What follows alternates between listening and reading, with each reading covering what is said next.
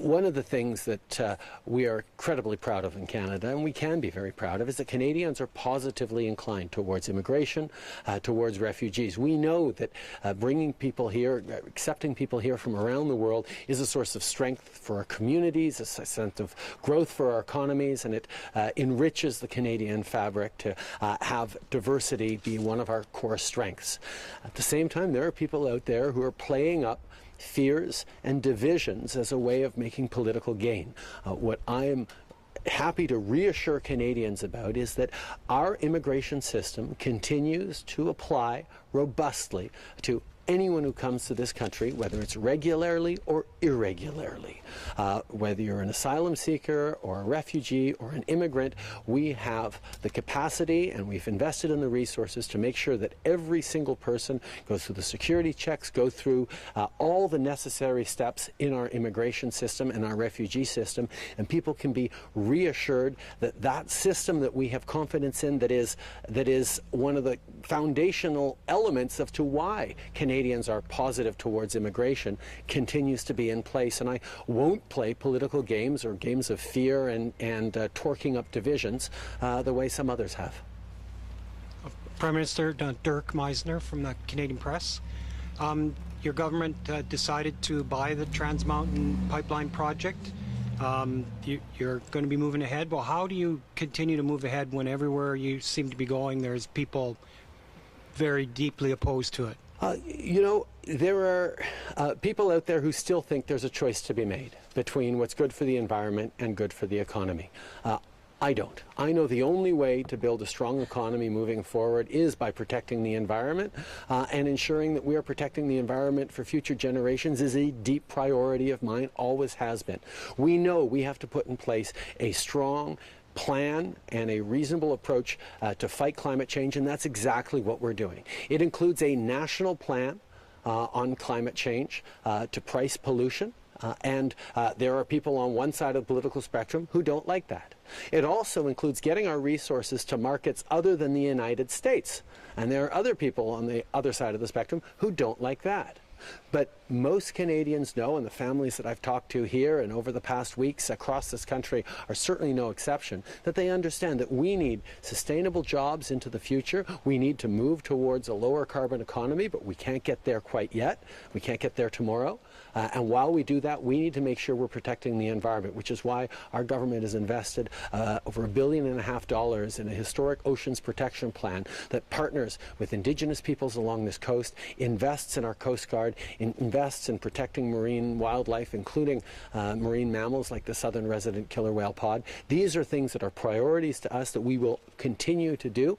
And I continue to be open to hearing people's concerns and looking for opportunities to allay the concerns they have as we move forward, both on a protected environment and a growing economy.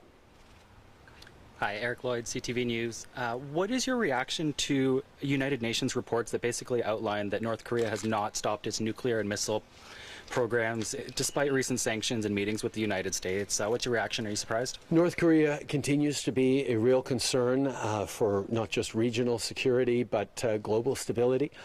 We need to continue to put pressure on the North Korean regime. There have been positive steps, but we also know we need to continue up the pressure. We must see a denuclearized North Korea, and we're going to continue to be part of international efforts with partners and neighbors in the region and a global community ensuring that denuclearization does happen in North Korea.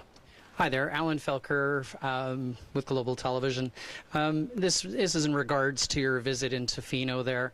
You know, how was your reception up there after this petition was circulated, saying that they wanted to have people aware that they should maybe remove services from your visit? How did that affect your visit? I have been spending time in Tofino since I was about 12 years old at various points during my life. I was glad to have my family with me for a little while, and I can say that, as always, the reception in Tofino, the folks there were absolutely wonderful, welcoming, and it's one of the reasons why we absolutely love to go back to that incredibly beautiful part of the country. Last question, please. Hi, Andrea Rondo from the Cowichan Valley Citizen Black Press. We have a lot of family farms here, people in supply management industries. What kind of assurances can you give them about NAFTA negotiations and supply management? One thing that has been very clear is that the United States and the U.S. administration specifically is targeting supply management. They want us to eliminate supply management in Canada. And I can tell you here today, as I have been saying for months, if not years, we will protect supply management. It's a system that works for our farmers. It's a system that works for our consumers. The challenges they're facing in the United States are due to a massive oversupply of milk, which is not a problem that we have in our supply managed areas, in supply managed sectors. We can't pretend there's a global free market in terms of agriculture. The U.S. subsidizes to the tune of hundreds of millions of dollars every year their milk farmers. We don't subsidize our milk farmers, our supply managed sector. We are able to have a system that works for our farmers, for our consumers, and protects the quality of Canadian supply managed products, milk, poultry, and eggs. And we're going to continue to do that. I will continue to stand up for supply management at the NAFTA table and anywhere else I need to.